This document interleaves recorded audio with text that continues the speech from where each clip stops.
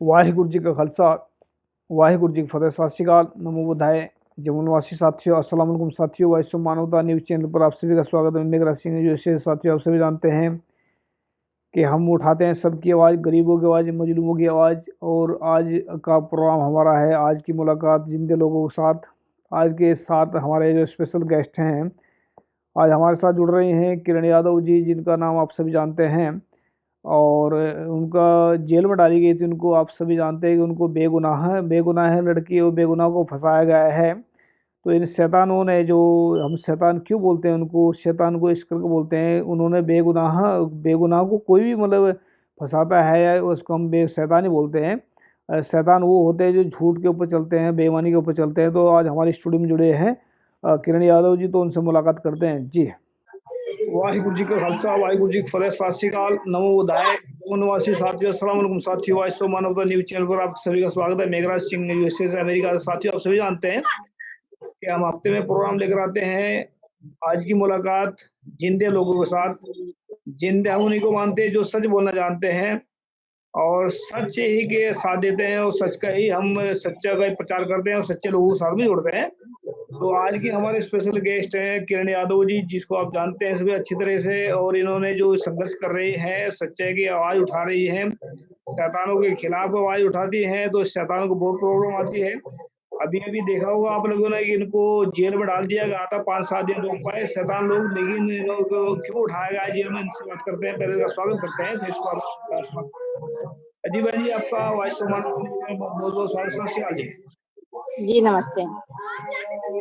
जी, हमें सबसे पहले बताएं कि जो आपको पुलिस वाले उठाने आए थे, हमने देखा, पर बता रही थी कि 15-20 गाड़ियां आई थी इसमें, तो इसमें इतने लोग तो मतलब जो क्रिमिनल होता है उसको भी उठाने के लिए आते हैं। इसके पीछे क्या कारण रहा है, क्यों इतने लोग आए उठाने के लिए जी?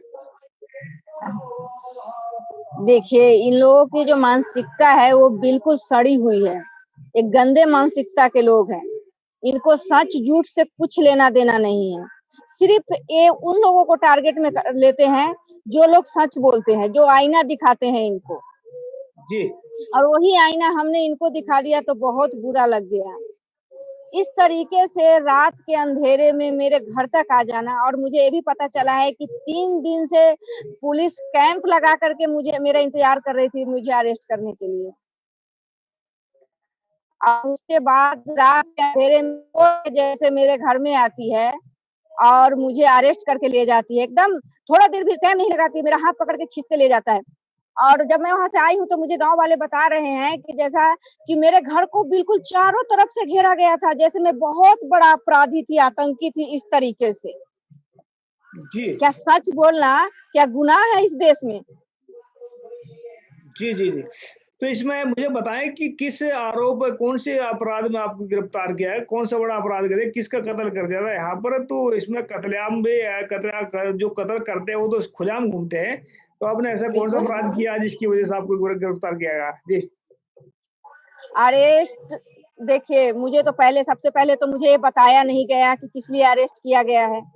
मुझे यहाँ से अरेस्ट करके सीधे हाजीपुर ले जाया गया, सदर थाना। जी।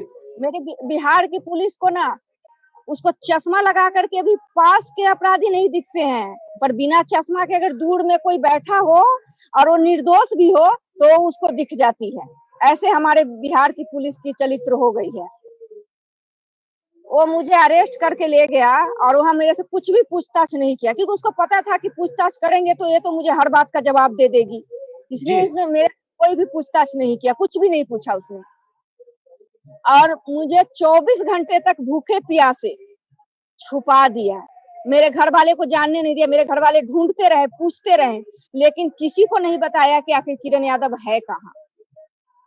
जी। और 24 घंटे बाद सीधे कोर्ट में पेश किया। मैं वहां भी पूछ रही थी कि आखिर मुझ पे आरोप क्या है, मुझे अरेस्ट क्यों किया है। जी। तो मुझे एक उसी में से किसी ने बताया, वीडियो दिखाया जिसपे मैं राम के बारे में कुछ बोलती हुई नजर आई। आप जानते हैं कि वो 2-3 साल पुराना वीडियो है वो मैं जानता एक हूँ जी। चिरकुट, हाँ, वो किसी ने लीक करके फेंक रखा था, वो मैं पढ़ रही हूँ। उसमें किसी शरारती तत्व ने उसका वीडियो बना करके डाल दिया था। इसके मेरी आईडी भी डिलीट हो चुकी है। मेरी तो आप जानते हैं कितनी आईडी डिलीट कर दी, मैं बनाती हूँ डिलीट कर देता है लोग नीचे दिखाने के लिए, और कुछ जी। भी हरकत करता है। वही वीडियो मुझे मैं बता रही थी कि अरे वो मतलब फर्जी है, वो फर्जी आईडी से चलाया जा रहा है, मेरे नाम से हज़ारों फर्जी आईडी चल रहा है, लेकिन मेरी कोई नहीं सुना और मुझे जेल में डाल दिया। जी, क्वारंटाइन में भेज दिया गया था दलसिंह सराय जेल में मुझे। जहाँ मैं गई तो मुझे ये पता चला कि एक सिर्फ़ मैं ही नहीं, ऐसे वहाँ 265 महिलाएँ थी, उसमें से मुझे लगता है कि 100 महिला तो निर्दोषी है। जी, जिसको ऐसे ही बेवजह में बिना कोई छान-बीन किए पुलिस ने जेल में डाल रखा है। जी, 70 साल, 80 साल की वृद्ध महिला है, उसको 50 साल बोल रही है कि 50 साल लिखा है पुलिस वाले ने। क्या सच्चाई है तो छानबीन करने के बाद ही पता चलेगा। उस तरीके की महिलाएँ मुझे बता रही थी। ठीक से जो चल नहीं पा रही वो भी जेल में है। बताइए कि किस तरीके का कानून चल रहा है बिहार में। जी, और कैसे यहाँ पे लोग किसी का नहीं सुनना है, कैसे भी उठा करके महिलाओं को जेल में डालो। क्या पता है कि सरकार शायद उनसे बदला ही ले रही है। जी। इसमें मतलब हम जो वीडियो आप जो वीडियो की बात कर रही हैं राम की इसमें क्या बोल दिया था आपने जो इसने इतना इनको खतरा हुआ नहीं, क्या बोला था उसमें? वही तो उन लोगों को समझना चाहिए था कि आखिर ये क्या बोल दिया इसने? कौन-सा बात बोल दिया कि इसको हम इतना बड़ा सज़ा देने के लिए डाल रहे हैं? उसमें कुछ भी नहीं है, वो वीडियो मैं आपको सेंड करूँगी, आप देख लेना और जो भी हमारे मित्र हैं, वो भी उनको देखें उस वीडियो को। जी, कुछ भी नहीं है, देखिए जो हमने किताबों में पढ़ा था और ठीक है, किसी ने भी लिखा, किसी शरारती तत्व ने लिख कर के उसको भेजा था, तो थोड़ा उसकी छानबीन तो करनी चाहिए ना कि आखिर उसमें लिखा क्या है, बोल क्या रही है। जी, जी, वो जी, तो जी, 7वीं 8वीं की किताब में हमारे बिहार में भी है। जी। नहीं उसमें अगर उसमें बताते हैं कि इसमें जो आप भाई खीर-पूड़े से अगर बच्चे पैदा नहीं होते हैं, इस तरह की कोई बात थी। हम ये ब संत कबीरदास जी कहते हैं कि बिना माँ-बाप के बच्चा पैदा नहीं हो सकता पैदा नहीं होता, और ये तो सच्चाई है। हम 1 करोड़ रुपए का इनाम रख रहे हैं, अगर किरण की बात को कोई झूठी साबित करता है, हम भी इसके साथ देते हैं कि 1 करोड़ रुपए का इनाम देंगे, कोई भी माई का लाल पूरे वर्ल्ड का खीर से, पूड़े से या घड़े से कहीं से बच्चा पैदा करके दिखाए, हम 1 करोड़ रुपए इनाम का देंगे उसको। तो अगर किसी माँ के लाल में हिम्मत है या किसी में हिम्मत है, तो इस करके दिखाएँ 1 करोड़ रुपए का इनाम मिलेगा, अगर नहीं मिलता है, नहीं कर पाए, तो 10 करोड़ रुपए का जुर्माना ठोकेंगे उनके ऊपर। तो याद रखें इस बात को बिना उसके बेफिज़ूल में जो फँसाने वाले लोग हैं, उनके ऊपर भी कार्रवाई करेंगे। तो आप जेल में गई हैं, तो जैसे मतलब आपको जेल तक भेजा उन्होंने, तो कौन से शैतान थे पीछे लगे हुए हाथ में? थोड़ा उनका नाम बताना चाहेंगे? कौन-कौन ने इस पे किन-किन का हाथ हो सकता है पीछे? देखिए नाम क्या बताना है उनका, उनका नाम खुद ही सामने आ जाएगा।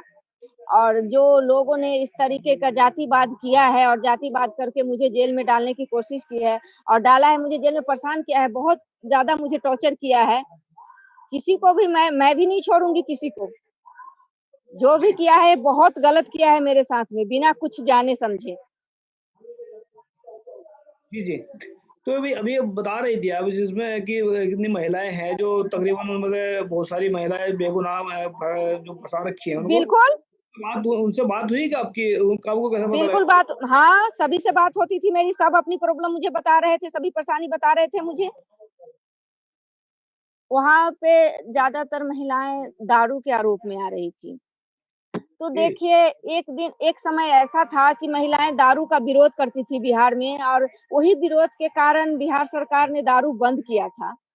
आज क्या बात है कि वही महिलाएँ फिर दारू बेच रही हैं, दारू के आरोप में जेल में जा रही हैं। मैंने ये बात महिलाओं से पूछा था कि एक जी, दिन तो तुम लोग वही महिला हो जो दारू का विरोध कर रही थी, तो तुम्हारी वजह से ही दारू बंद हुआ था और क्या बात है कि तू लोग ही दारू बेच रही है? ये सवाल जी, मैंने उन लोगों से भी पूछा था। जी, जी, जी, तो जी, उन लोगों का ये कहना था कि हमारे पास में कोई रोज़गार नहीं है, कोई काम-धंधा नहीं है। जी।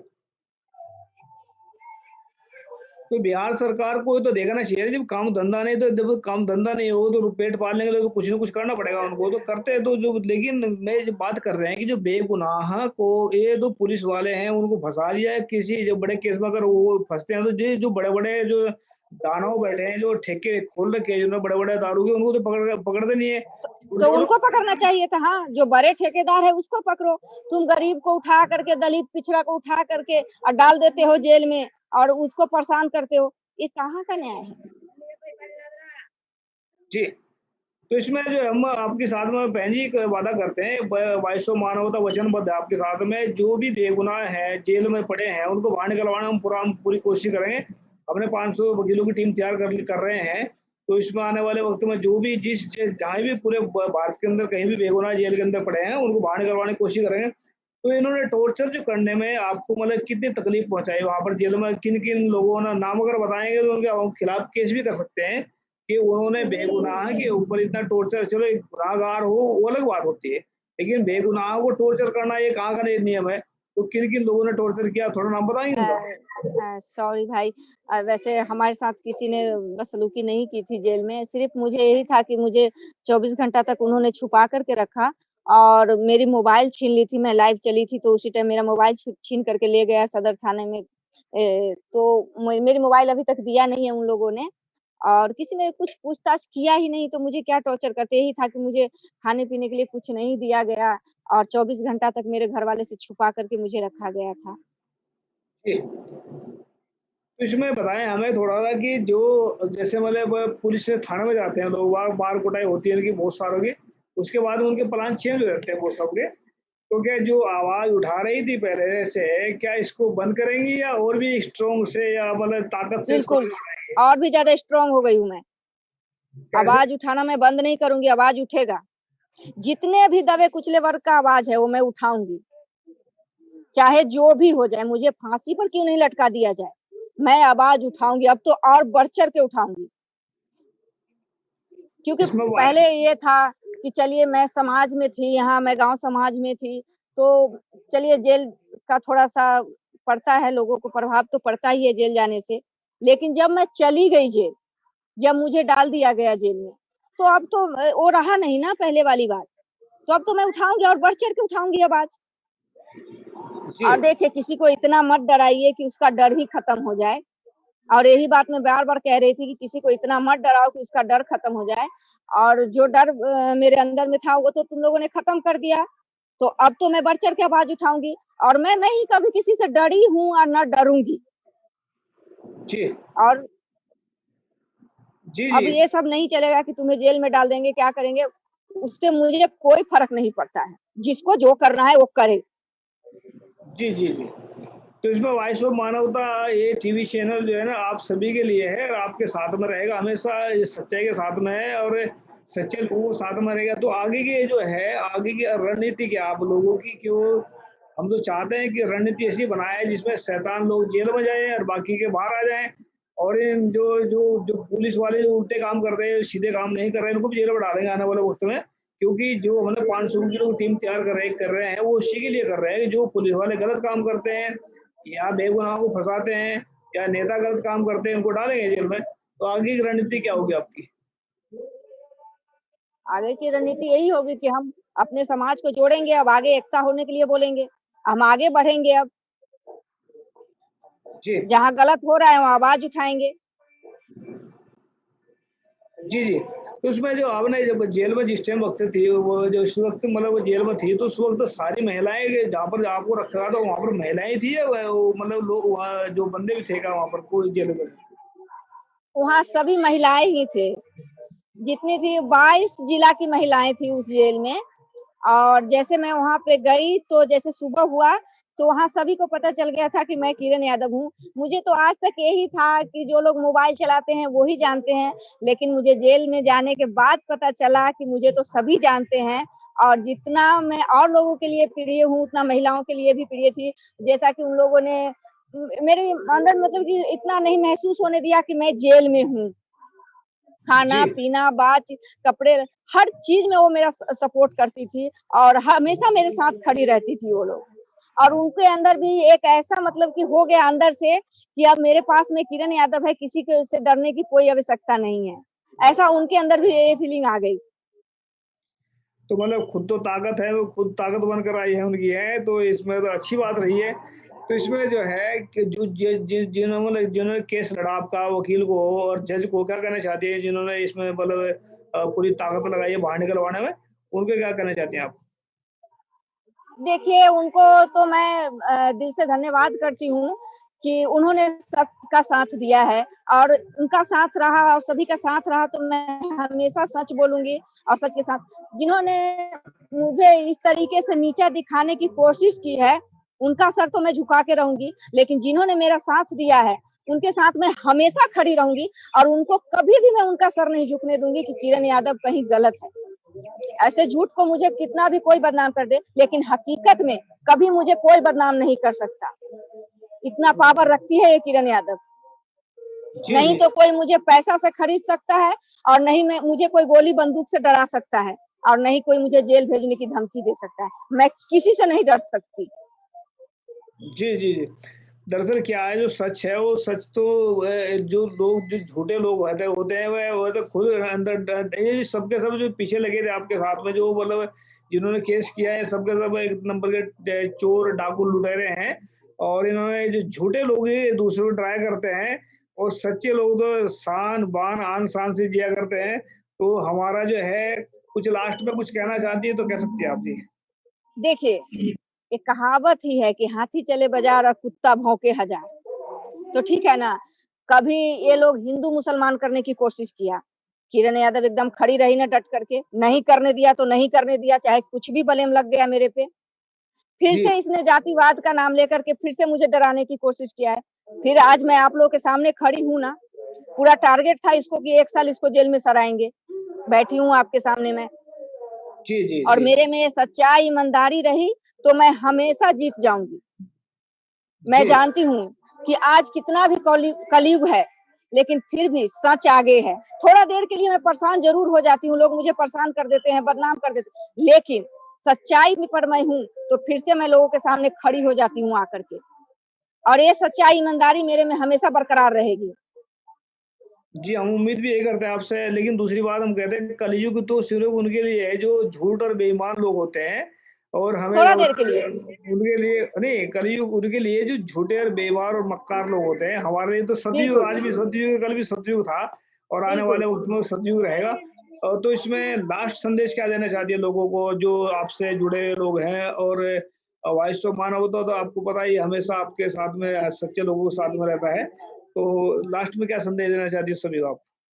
देखिए, मैं यही कहना चाहूँगी किसी जाति और किसी धर्म को हम बदनाम नहीं कर सकते, क्योंकि ऐसे जो हैं, जो गंदे लोग हैं, जो नफ़रत फैलाने वाले लोग हैं, वो हर जाति में 2-4 हैं। तो जी। इसलिए हम किसी जाति धर्म को बदनाम नहीं कर सकते और हम यही चाहेंगे कि जो गलत हो रहा है हमारे देश में, जो इस तरीके से गंदगी फैलाई जा रही है, अगर हम लोग एक साथ होकर के इसके लिए डट कर इसका मुकाबला करें, तो ये इससे हम लोगों को छुटकारा मिल सकता है और जितने भी बेगुनाह लोग हैं, जो जिनके साथ जो गलत हो रहा है, उनको भी हम आगे ला सकते हैं और उनके लिए भी आवाज़ उठा सकते हैं। इसलिए हम सब मिल कर के रहें और जो भी आपके समाज में गलत हो रहा है, उसका डट के आवाज़ उठाइए। जी, हम आपसे वादा करते हैं कि जो जेल में बेगुनाह फँसे हुए हैं, जो ख़ासकर जहाँ पर रह गए हैं 2-3 4-5 दिन, वो उनको हम बहुत जल्दी बाहर निकलवाएँगे। और दूसरी बात, बेगमपुरा राज, खालसा राज जिसको कहते हैं सच्चाई का राज, इस भारत के अंदर पैदा करेंगे, जहाँ पर सिर्फ़ सच्चे लोग जो मतलब जात-पात को ख़त्म कर रहे हैं जड़ से, कि जात-पात की वज़ह से बहुत यहाँ पर दंगे होते हैं, जात-पात की वज़ह धर्म की वज़ह से। धर्म ये जी, बिल्कुल। जात-पात को बिल्कुल ख़त्म करेंगे जड़ से, और यहाँ से एजुकेशन फ्री होगी और हेल्थ फ्री होंगे, तो ऐसा राज पैदा करेंगे। तो आप लोगों का साथ चाहिए बहन जी, तो धन्यवाद आपका हमारे वॉइस ऑफ मानवता न्यूज़ के साथ जुड़िए, और उम्मीद करते हैं आप धन्यवाद। इसी तरीके से सच्चाई और ईमानदारी से चलते रहेंगे, और हम हमेशा सच्चे और ईमानदारी के साथ में रहते हैं, और वॉइस ऑफ मानवता हमेशा उनका साथ देता है जो सच्चे लोग होते हैं। थैंक यू जुड़ने के लिए, शुक्रिया आपका। वाहिगुरु जी का खालसा, वाहिगुरु सत श्री अकाल। थैंक यू जुड़ने के लिए, सत श्री अकाल। तो साथियों, आप सभी ने देखा, बेबाक आवाज़ हैं, बे बे मतलब सच बोलती हैं और सच्चाई के साथ जीती हैं, सच्चाई के साथ है। तो हमें हमेशा वॉइस ऑफ मानवता न्यूज़ चैनल सच्चे लोगों के साथ रहता होता है, सच्चे सच्चाई का साथ देता है। तो जो भी उन्होंने मतलब बोला था इसमें कि वो भाई कि राम की बात करते हैं कि वो उसमें जिसकी वजह से उनको पकड़ा गया था, गिरफ्तार किया गया है, तो हम 1 करोड़ रुपए का इनाम देते हैं, 1 करोड़ रुपए का इनाम देंगे जिसको अगर वो ऐसा करके दिखाए, कोई घड़े में से बच्चा पैदा करके दिखाए और या ऐसे खीर खाने से या ऐसे करके दिखाएं। उसकी गलत बात कहा हो तो बात सही है कि गलत है ही नहीं उसकी बात। तो वो लड़की ने जो बोला था उसमें उसकी वजह से उसको जेल में डाला गया। और भी बहुत सारे वजह हैं, क्योंकि लोग सच से डरते हैं और सच्चाई का साथ देना हमारा फ़र्ज़ है। और हम किरण यादव जी का स्पेशल, हमारी बहन है, सगी बहन है, तो हम उनका स्पेशल धन्यवाद करते हैं, जो सच्चाई और ईमानदारी से जी रही है, सच्चाई और ईमानदारी का साथ दे रही है, और वॉइस ऑफ मानवता हमेशा सच्चे और ईमानदार लोगों के साथ में। तो थैंक यू सबका, मिलते हैं नेक्स्ट एपिसोड में। वाहिगुरु जी का खालसा, वाहिगुरु जी की फतेह, सत श्री अकाल, अस्सलाम वालेकुम, जय जोहर।